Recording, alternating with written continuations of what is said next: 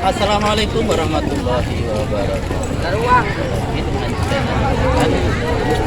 Alhamdulillah pada hari ini kami bisa mengikuti kegiatan P5 di SMA Muhammadiyah Tanah Bogor. Bagaimana serunya kegiatan P5 di SMA? Mari kita ikuti video-video berikut ini. Adalah mitologi penduduk Pasir Kalimantan Timur yang diyakini sebagai pemimpin atau ratu pertama kerajaan Sadurengas. Konon di daerah Pasir penduduknya masih sederhana kehidupannya, belum memiliki tata aturan dalam kehidupan bermasyarakat. Keadaan penduduk tidak tentram, tidak menentu, saling silai tingkai. Di tengah perkelahian masyarakat tersebut, datanglah dua orang tua memperkenalkan diri. Siapa kalian? Perkenalkan, nama saya Tumindang Doyang. Perkenalkan juga, nama saya Tumindang Taukel. Mereka berdua mulai beradaptasi dengan semua masyarakat yang ada di sekitar lingkungan tersebut. Setelah melihat kondisi masyarakat yang serba tidak teratur, maka Tumindang Doyang dan Tumindang Taukeo mencoba memberikan nasihat-nasihat dalam menata kehidupan yang lebih baik. Wahai masyarakat, janganlah kalian berkelahi. Benar sekali, lebih baik kita mencari pemimpin di desa ini agar desa menjadi lebih damai. Penduduk Pasir pada berunding sesuai ilmu yang mereka peroleh untuk memilih Tumindang Doyang dan Tumindang Taukeo sebagai pemimpin dan wakil pemimpin. Bagaimana kalau kalian saja menjadi pemimpin di desa ini? Namun, oleh keduanya, usulan tersebut ditolak dengan mengatakan mereka tidak pantas karena memang bukan keturunan raja. Meskipun demikian, mereka akan memfasilitasi keinginan masyarakat Pasir untuk memiliki pemimpin atau raja.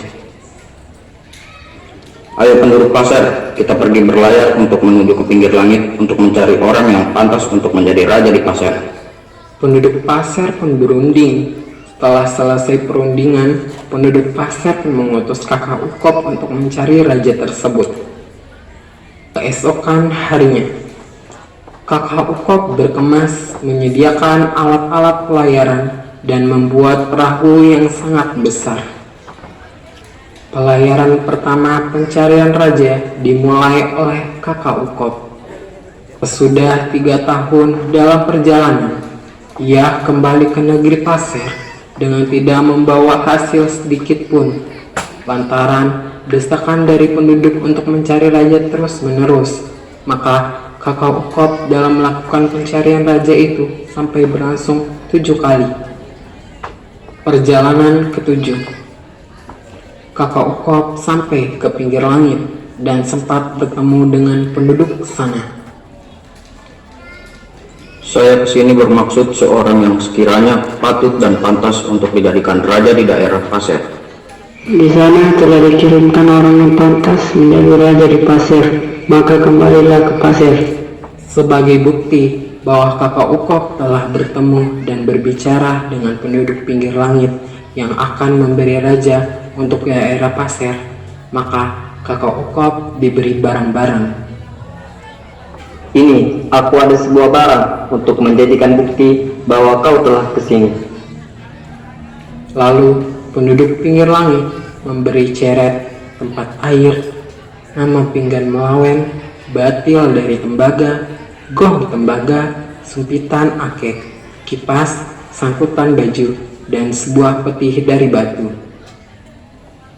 Barang-barang tersebut akan menjadi barang kerajaan bila mana di daerah Pasir nanti akan diadakan seorang raja. Dengan barang-barang tersebutlah kakak Ukop berlayar kembali pulang.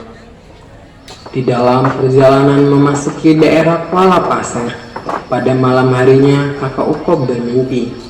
Dalam mimpinya tersebut, kakak Ukop bertemu dengan seseorang yang mengatakan, apabila kakak Ukop dalam pelayaran pulangnya tersebut mendapati suatu barang apa saja yang ditemuinya, maka harus diambil dan jangan dibuang. Keesokan harinya, kakak Ukop pergi ke haluan perahunya. Ia melihat di depan perahunya menyangkut satu ruas betung yang besar. Seperti ini barang yang tadi malam aku diberitahu di dalam mimpiku. Lalu kakak Uko pun mengambil betung tersebut dan barang-barang yang telah diberikan kepada penduduk pinggir langit dan di bawahnya pulang. Satu ruas betung yang ditemukannya itu ditaruhnya di atas layar dapur tempat api. Mendengar kedatangan kakak Uko, maka penduduk bergembira menanyakan hasil perjalanan itu. Menurut pembicaraan dan perjanjian saya dan salah satu seorang penduduk pinggir langit bahwa yang akan menjadi raja di daerah pasir sudah mereka kirim ke sini. Barang-barang bukti untuk kerajaan pasir diperlihatkan ke penduduk. Aku akan menyimpan barang-barang ini di rumahku dengan baik. Setelah sekian lama menunggu seorang yang akan menjadi raja di pasir ternyata tak pernah kunjung juga. Melihat itu, maka kakak Uko bermaksud kembali berlayar untuk yang ke-8 kalinya, mencari seorang raja. Sudah lama aku menunggu orang yang datang untuk menjadi raja, tetapi tidak kunjung datang. Sepertinya aku harus berlayar lagi untuk mencari raja. Malam harinya, sepeninggalan kakak Uko, istrinya yang bernama Itak Uko berhubungan dengan banyaknya turun hujan sehingga kayu api untuk persediaan memasak di atas layar dapur habis sama sekali dan hanya seruas betung tersebut. Wah, sepertinya kayu bakar untuk membuat apiku habis, hanya tersisa seruas betung itu. Lalu Itak Uko mengambil dan membelah seruas betung tersebut dan terdapat sebutir telur yang agak besar. Hah, ada sebuah telur di dalam betung itu. Itak Uko pun mengambil telur tersebut dan menaruhnya di pinggan melaweng. Aku akan menaruh telur ini di dekat tempat tidurku saja. Tengah malam, terdengar seperti ada suara telur menetas dan tangisan bayi. Seisi rumah semua bangun untuk menyaksikan kejadian yang ajaib itu. Aku akan merawat anak ini dengan baik. Dimandikan dan diselimuti dengan kain cindai bayi tersebut. Akan kuberi dia nama Sari Sukma Dewi. Putri Petung dipelihara dan diberi susu kerbau putih milik kakak Uko dari bulan ke tahun sehingga besar. Beberapa tahun kemudian, kakak Uko kembali dari pelayarannya dan tidak membawa hasil apa-apa. Tiba di muara pasir. Hai kakak Uko, istrimu telah mempunyai seorang anak perempuan yang cantik. Hah? Apa maksudmu? Aku akan membunuh dia karena dia telah berbuat seong dengan laki-laki lain sampai mendapatkan seorang anak. Tahan, kakak Uko. Anak tersebut lahir dari sebuah petung yang kau bawa dari penduduk pinggir langit. Setelah mendengar cerita tersebut, kakak Uko mengingat janji penduduk pinggir langit itu bahwa boleh jadi anak inilah yang akan menjadi raja di pasir. Aku baru ingat, sepertinya anak inilah yang akan menjadi raja di pasir. Setelah sekian lama, Tumidon Doyang menyayangi Putri Petung. Oh iya, aku teringat suatu barang yang diberi oleh penduduk pinggir langit pada saat itu. Aku akan memberikan kepada Putri Petung karena Putri Petung juga sudah berusia 22 tahun. Setelah Putri Petung diakui oleh penduduk pasir sebagai Ratu Sadurengas, dia menikah beberapa kali tetapi selalu tidak pernah berhasil.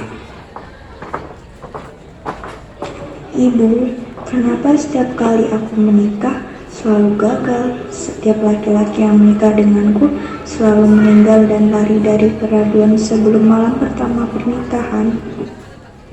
Kamu harus sabar ya anakku sayang, kamu pasti suatu saat nanti akan mendapatkan suami. Iya Bu. Keesokan harinya, datanglah rombongan pelayaran syiar Islam dari Jawa yang dipimpin Ki Raden Mas Menteri atau Pangeran Indrajaya dari Giri atau Abu Masyur Indrajaya. Wahai Putri Petung, perkenalkan, nama saya adalah Pangeran Indrajaya. Aku yang akan menyembuhkan penyakitmu dan aku akan menikahimu. Apakah kamu bersungguh-sungguh?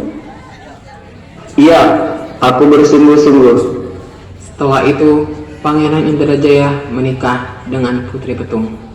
Bongkahan batu yang berasal dari Giri dibongkar dari kapal layarnya dan disimpan di pemukiman Bukit Benuo hingga kini. Bongkahan batu tersebut disebut keramat. Selesai. Beri tepuk tangan yang meriah.